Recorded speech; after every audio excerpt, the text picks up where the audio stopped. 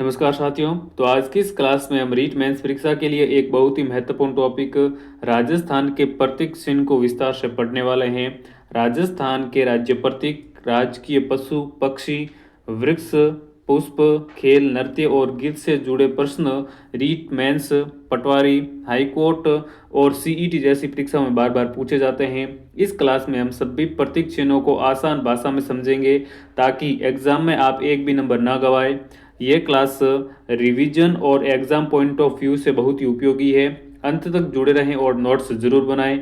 तो चलिए शुरू करते हैं राजस्थान के प्रतीक चिन्ह की रीट मेंस स्पेशल क्लास को। देखिए, सबसे पहले शुरुआत कर लेते हैं राजस्थान के प्रतीक चिन्हों को। अपन एक पहले से जो है वो इस मोटे मोटे तौर पर देख लेते हैं। तो देखिए, राजस्थान का राज्य पक्षी क्या है? तो राजस्थान का राज्य पक्षी जो है वो घोड़ावर्ण है। उसके बाद में राजस्थान का राज्य वृक्ष, तो खेजड़ी को जो है वो राजस्थान का राज्य वृक्ष बनाया गया है। राजस्थान का राज्य पुष्प कौन सा है? तो राजस्थान का राज्य पुष्प जो है वो रोईडा का फूल है। अगला है राजस्थान का राज्य पशु, तो राजस्थान का राज्य पशु जो है वो पालतू श्रेणी का और वन्य जीव श्रेणी का तो दो है, ऊंट और चिंकार, इन दोनों को जो है वो राजस्थान का राज्य पशु माना जाता है। अगला है राजस्थान का राज्य वाद्य यंत्र, तो राजस्थान का राज्य वाद्य यंत्र जो है वो अलगोजा है। राजस्थान का राज्य नृत्य कौन सा है? तो घूमर जो है वो राजस्थान का राज्य नृत्य है। राजस्थान का राज्य खेल कौन सा? तो राजस्थान का राज्य खेल जो है वो बास्केटबॉल है। राजस्थान का राज्य गीत कौन सा है? तो केसरिया बालम आवनी पधारो मारे देश, ये राजस्थान का राज्य गीत है। तो मोटे तौर पर ये राजस्थान के जो है वो प्रतीक चिन्ह है। आइए अब इनको जो है वो डिटेल्स में देख लेते हैं। तो सबसे पहले बात कर लेते हैं राजस्थान के राज्य पुष्प रोईडे पर। देखिए, रोईडे को राज्य पुष्प का दर्जा जो है वो 31 अक्टूबर 1983 को दिया गया था। यानी कि जो रोईडा का पुष्प है, रोईडा का जो पुष्प है, इसको जो है वो राज्य पुष्प का दर्जा 31 अक्टूबर 1983 को दिया गया था। और इसका वानस्पति यानी कि वैज्ञानिक नाम जो है वो टिकोमेला अंडुलेटा है। तो रोईडे का वैज्ञानिक नाम टिकोमेला अंडुलेटा हो गया। इसे मरुस्थल का सागवान, देखिए रोईडे को जो है वो टिकोमेला अंडुलेटा तो इसका वैज्ञानिक नाम है। और इसके अलावा इसे मरुस्थल का सागवान, मारवाड़ टीका तथा राजस्थान की मुरुशोभा भी कहते हैं। ये मुख्यतः पश्चिमी राजस्थान में पाया जाता है। इसमें फूल खिलने का समय क्षेत्र माह यानी कि मार्च अप्रैल में जो है वो इसमें फूल खिलते हैं। तो ये हो जाएगा राजस्थान का राज्य पुष्प रोहिडे से संबंधित महत्वपूर्ण फैक्ट्स। चलिए आगे बढ़ते हैं। अगला है राजस्थान का राज्य वृक्ष खेजड़ी। देखिए, खेजड़ी को राष्ट्रीय वृक्ष का दर्जा कब दिया गया था? तो खेजड़ी को राज्य वृक्ष का दर्जा 31 अक्टूबर 1983 को दिया गया था। इसे राजस्थान का कल्प वृक्ष, राजस्थान का गौरव भी कहा जाता है। इसके अलावा जो है खेजड़ी को राजस्थान का कल्प वृक्ष भी कहा जाता है और राजस्थान का गौरव भी कहते हैं। खेजड़ी वृक्ष का वानस्पतिक नाम जो है वान खेजड़ी के वानस्पतिक नाम यानी कि वैज्ञानिक नाम पूछ ले तो वो है प्रोसोपिस सिनेरेरिया। विष्णु संप्रदाय के लोग इसे स्तंभ वृक्ष भी कहते हैं। खेजड़ी के फूल को मिंजर तथा फल को सांगरी कहा जाता है। ये काफ़ी अच्छा सवाल है कि खेजड़ी के फूल को क्या कहा जाता है? तो खेजड़ी का जो फूल है उसे मिंजर, और उसका जो फल होता है उसे सांगरी कहा जाता है। और सांगरी से सब्जी भी बनाई जाती है। 12 सितंबर 1978 से प्रतिवर्ष खेजड़ी दिवस मनाया जाता है। तो खेजड़ी दिवस कब मनाया जाता? 12 सितंबर को। और इसकी शुरुआत जो है वो 12 सितंबर 1978 से हुई थी। खेजड़ी वृक्ष मरुस्थल के प्रसार को रोकने में सहायक है। गोगा जी, झुंझार जी के जो मंदिर है वो खेजड़ी के वृक्ष के नीचे बनाए जाते हैं। तो ये हो गया राजस्थान का राज्य वृक्ष खेजड़ी के संबंध में कुछ जानकारी। आगे और है, देखिए रियासती काल में जब मारवाड़ के शासक अभय सिंह ने अपने हकीम गिरधार दास को पेड़ कटवाने का आदेश दिया, तब इन पेड़ों को बचाने के लिए अमृता देवी के नेतृत्व में 28 अगस्त 1730 को 363 स्त्री पुरुषों ने अपने प्राणों का बलिदान देकर इन पेड़ों की रक्षा की। इस घटना को इतिहास में खेजड़ी आंदोलन के नाम से जाना जाता है। तो देखिए, खेजड़ी के वृक्ष को बचाने के लिए जो है वो 28 अगस्त 1730 को 363 स्त्री पुरुषों ने अपने प्राणों का बलिदान दिया था। इसको जो है वो इतिहास में खेजड़ी आंदोलन के नाम से जाना जाता है। इसको भी आपको ध्यान में रखना है। आगे बढ़ते हैं। देखिए, जून 1988 को खेजड़ी वृक्ष पर 60 पैसे का डाक टिकट जारी किया गया। तो ये सवाल बन सकता है कि खेजड़ी पर डाक टिकट कब जारी किया गया था? जून 1988 में खेजड़ी पर 60 पैसे का डाक टिकट जारी किया गया था। ऑपरेशन खेजड़ा, देखिए 1991 में खेजड़ी वृक्ष को बचाने के लिए ऑपरेशन खेजड़ा नामक अभियान चलाया गया था। तो ये सवाल बन सकता है कि ऑपरेशन खेजड़ा जो है वो कब हुआ था? तो 1991 में खेजड़ी वृक्ष को बचाने के लिए ऑपरेशन चलाया गया था। कर्मावक गोरा, 1604 ईस्वी में जोधपुर के रामासनी गांव में कर्मावक गोरा नामक महिलाओं ने खेजड़ी वृक्ष की रक्षा के लिए अपना बलिदान दिया था। तो ये जो कर्मा और गोरा नामक दो महिला हैं, इन्होंने 1604 में जोधपुर के एक रामासनी गांव में खिजड़ी के वृक्षों को बसाने के लिए जो है वो अपने प्राणों की आहुति दी थी।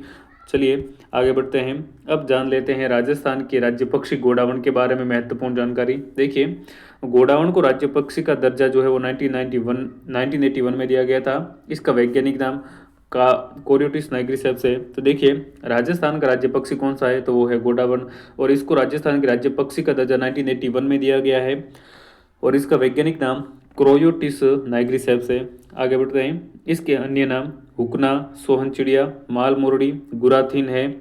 इसको शर्मिला पक्षी के नाम से भी जाना जाता है। तो देखिए, ये जो गोडावण है इसको शर्मिला पक्षी के नाम से भी जाना जाता है। ये उड़ने वाले पक्षियों में एक सबसे बड़ा उड़ने वाला पक्षी श्रेणी में आता है। तो देखिए, ये जो है वो काफ़ी बड़ा होता है और इसका वैज्ञानिक नाम जो है वो कोरियोटिस नाइग्रिसेप्स है। आगे बढ़ते हैं। अब देखिए, राजस्थान का राज्य पक्षी गोडावण, ये जो आकार में बड़ा होने के कारण शुतुरमुर्ग जैसा प्रतीत होता है। इसका प्रजनन केंद्र माचिया जोधपुर में ही। ये अच्छा सवाल है कि गोडावण का प्रजनन केंद्र कहाँ पर है, तो माचिया जोधपुर में है। ये मुख्य रूप से राष्ट्रीय मरी उद्यान जैसलमेर, बाड़मेर, सोरसन बारा तथा सौंकलिया अजमेर में पाया जाता है। ये जो गोडावण है ये राजस्थान में मुख्य रूप से एक तो राष्ट्रीय मरी उद्यान जैसलमेर, बाड़मेर में फैला हुआ है वहाँ पर, और दूसरा सोरसन बारा और सौंकलिया अजमेर में पाया जाता है। 2010 में इसे IUCN के द्वारा जारी रेड डाटा बुक में इसे दुर्लभ प्राणी सूची में शामिल कर दिया गया है। तो वर्तमान में जो है वो गोडावण रेड डाटा बुक में शामिल कर लिया गया है इसको। चलिए आगे बढ़ते हैं। अब बात कर लेते हैं राजस्थान के राज्य नृत्य घूमर के बारे में।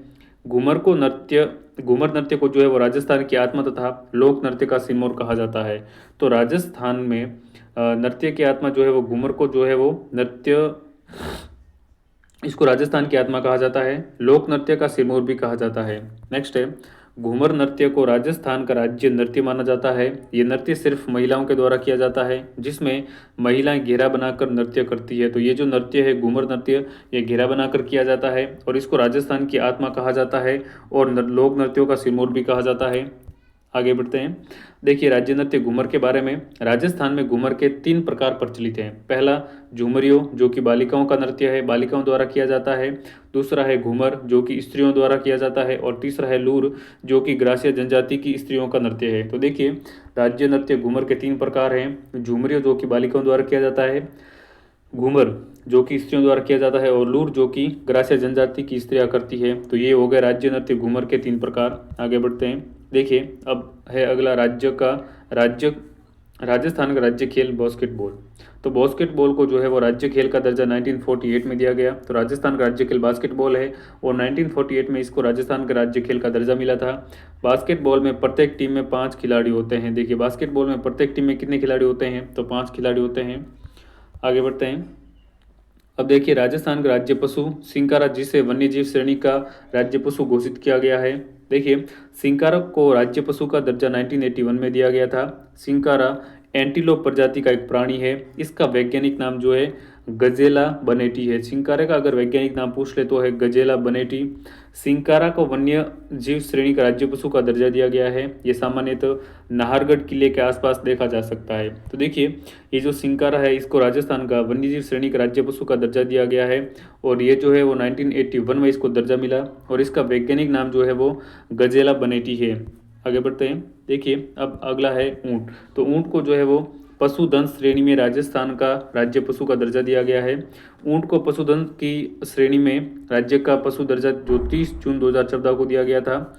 हालांकि इसकी अधिसूचना 19 सितंबर 2014 को जारी की गई। तो ये जो राजस्थान का राज्य पशु ऊंट है, इसको जो है पशुधन श्रेणी में राज्य पशु का दर्जा तो दिया गया था 30 जून 2014 को, लेकिन अधिसूचना जो जारी हुई थी वो 19 सितंबर 2014 को जारी की गई। इसका वैज्ञानिक नाम, तो ऊंट का वैज्ञानिक नाम कैमेलस ड्रेमेटेरियस है। ऊंट को जो है वो रेगिस्तान का जहाज भी कहा जाता है। राजस्थान में ऊंट लाने का श्रेय बाबूजी को दिया जाता है। तो राजस्थान में अगर पूछ ले कि ऊंट लाने का श्रेय किसको दिया जाता है, तो राजस्थान में ऊंट लाने का श्रेय बाबूजी को दिया जाता है और इसको जो है वो राजस्थान का पशुधन श्रेणी का ऊंट घोषित किया गया था 30 जून 2014 को, लेकिन इसकी जो अधिसूचना जारी हुई थी वो 19 सितंबर 2014 को हुई थी और इसका वैज्ञानिक नाम है कैमेलस ड्रेमेटेरियस। आगे बढ़ते हैं। देखिए अब जान लेते हैं ऊंट की प्रमुख नस्लों के बारे में। तो नाचना पहली नस्ल है नाचना, ये जैसलमेर क्षेत्र में पाया जाता है, जो ऊंटों की सर्वश्रेष्ठ नस्ल है। ये नस्ल अपनी सुंदरता के लिए प्रसिद्ध है। तो देखिए नाचना जो है वो एक ऊंट की नस्ल है जो कि जैसलमेर में पाई जाती है और ये ऊंटों की सर्वश्रेष्ठ नस्ल है, ठीक है। और ये अपनी सुंदरता के लिए काफ़ी प्रसिद्ध भी है। अगली ऊंट की नस्ल है गोमट। तो ये फलोदी क्षेत्र में पाया जाता है, जो सवारी की दृष्टि से ऊंट की सर्वश्रेष्ठ नस्ल है। तो ये जो ऊंट की गोमट नस्ल है, गोमट नस्ल की जो ऊँटें होती है वो सवारी की दृष्टि से सर्वश्रेष्ठ नस्लें होती है। अगला है उस्ता कला। देखिए ये एक कला है। तो ऊंट की खाल पर की जाने वाली जो चित्रकारी होती है उसे उस्ता कला या मुनवती कला के नाम से भी जाना जाता है। इसामुद्दीन उस्ता प्रसिद्ध उस्ता चित्रकार थे। तो ये जो उस्ता कला है ये ऊंट की खाल पर जो चित्रकारी की जाती है उसे उस्ता कला कहा जाता है, या इसे मुनवती कला के नाम से भी जाना जाता है। और इसके प्रसिद्ध चित्रकार कौन थे? तो इसामुद्दीन उस्ता जो है वो उस्ता कला के प्रसिद्ध चित्रकार थे। आगे बढ़ते हैं। देखिए एक नाम आता है अशोक टोंग। तो अशोक टोंग का कैमल मैन के नाम से जाना जाता है। अगर सवाल बन जाए कि कैमल मैन के नाम से किसे जाना जाता है, तो अशोक टोंग जो है वो इन्हें कैमल मैन के नाम से जाना जाता है। अगला है मुबारक महल।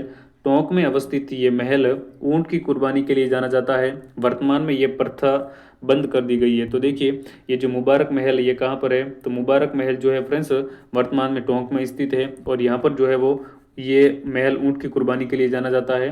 अगला है केंद्रीय ऊंट अनुसंधान केंद्र। तो केंद्रीय ऊंट अनुसंधान केंद्र की स्थापना 5 जुलाई 1984 को जोहड़वीर बीकानेर में की गई थी।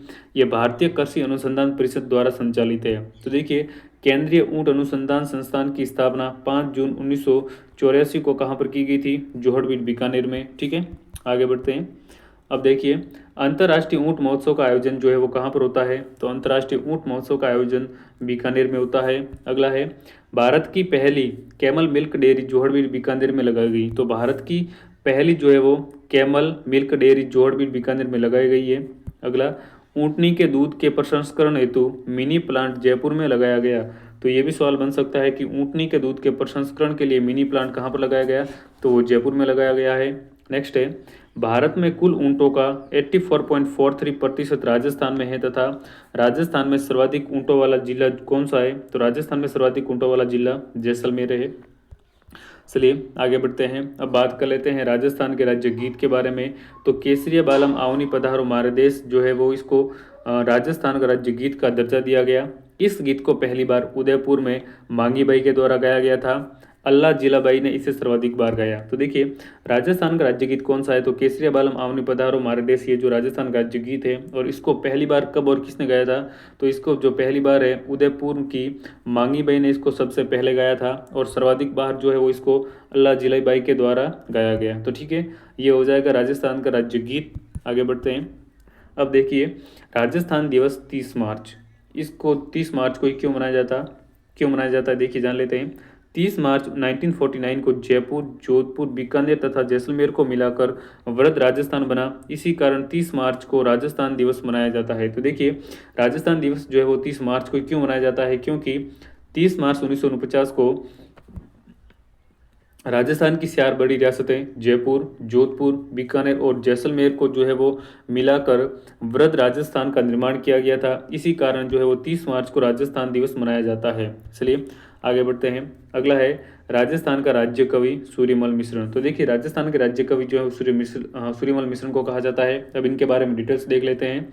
तो सूर्यमल मिश्रण के द्वारा 1857 के समय वीर सतसई नामक ग्रंथ की रचना की गई थी। तो ये सवाल जो है वो काफ़ी बार पूछा जाता है कि वीर सतसई नामक पुस्तक के रचिता कौन है? तो सूर्यमल मिश्रण। और इसकी रचना जो है वो 1857 की क्रांति के समय की गई थी। इनकी अन्य महत्वपूर्ण रचनाएं वंश भास्कर, बलवंत विलास, राम रजाट है। अपनी रचनाओं में इन्होंने डिंगल भाषा का प्रयोग किया है। तो ये पूछा जा सकता है कि सूर्यमल मिश्रण ने अपनी रचनाओं में किस भाषा का प्रयोग किया है? तो डिंगल भाषा का। ठीक है, आगे बढ़ते हैं। अब देखिए राजस्थान का लोकवाद्य कौन सा? राजस्थान का लोकवाद्य जो है वो अलगोजा है। ये सुशील वाद्य की श्रेणी में आता है, यानी कि इसको जो है वो फूंक मार कर बजाया जाता है। ठीक है, रामनाथ चौधरी इसके प्रमुख वादक है। तो ये पूछा जा सकता है कि रामनाथ चौधरी का संबंध किस वाद्य यंत्र से है? तो रामनाथ चौधरी का संबंध जो है फ्रेंड्स राजस्थान के राज्य लोकवाद्य अलगोजा से है। आगे बढ़ते हैं। अगला देखिए, राजस्थान की राजधानी जयपुर। सत्यनारायण राव समिति की सिफारिश पर जयपुर को राजधानी बनाया गया। जयपुर को राजधानी जो है वो कौन सी समिति की सिफारिश पर बनाया गया था? तो सत्यनारायण राव समिति की सिफारिशों पर जो है वो राजस्थान की राजधानी जयपुर को बनाया गया था। सत्यनारायण राव समिति का गठन 1958 में पी सत्यनारायण की अध्यक्षता में हुआ था, जिसमें वी विश्वनाथन तथा बी के गुहा जो है वो इसके अन्य सदस्य थे। तो देखिए, राजस्थान की राजधानी जयपुर को बनाया गया पी सत्यनारायण राव समिति की सिफारिश पर, और इसका जो गठन है 1958 में पी सत्यनारायण राव की अध्यक्षता में हुआ था। ठीक है, तो ये हो जाएगी अपनी आज की क्लास। तो आज की इस क्लास में हमने राजस्थान के प्रतीक चिन्ह से संबंधित जो है वो अपने टॉपिक कवर किया है। चलिए मिलते हैं अगले एक और नए वीडियो में, तब तक के लिए पढ़ते रहिए। नमस्कार।